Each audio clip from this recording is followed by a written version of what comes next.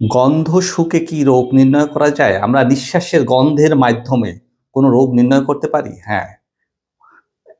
কিভাবে? যদি মিষ্টির মতো গন্ধ হয়ে থাকে, আমাদের বুঝতে হবে এটা ডায়াবেটিস, কিটোএসিডোসিস হয়েছে। যদি দেখা যায় যে আমিষের মতো আষ্টে গন্ধ আছে, কাঁচা মাছের মতো, তাহলে এটা কিডনির সমস্যা, ব্লাডে ইউরিয়া লেভেল বেড়ে গেছে। যদি দেখা যায় অ্যালকোহলের মতো গন্ধ আসে, মদের মতো, তাহলে বুঝতে হবে এটা লিভারের সমস্যা, মেটাবলিজমে প্রবলেম আছে। যদি দেখা যায় যে মেটালিক গন্ধ আসে, কোনো রাসায়নিক বা কেমিক্যালের মতো গন্ধ আসে, তাহলে বুঝতে হবে যে এটা ফুসফুসের সমস্যা।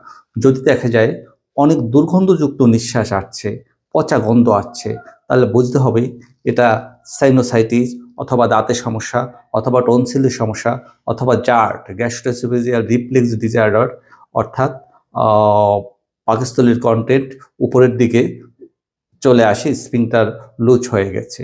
এই গন্ধ শুঁকে আমরা বুঝতে পারি কখনো কখনো কোন অর্গানে ঝামেলা আছে। ভালো থাকবেন, সুস্থ থাকবেন।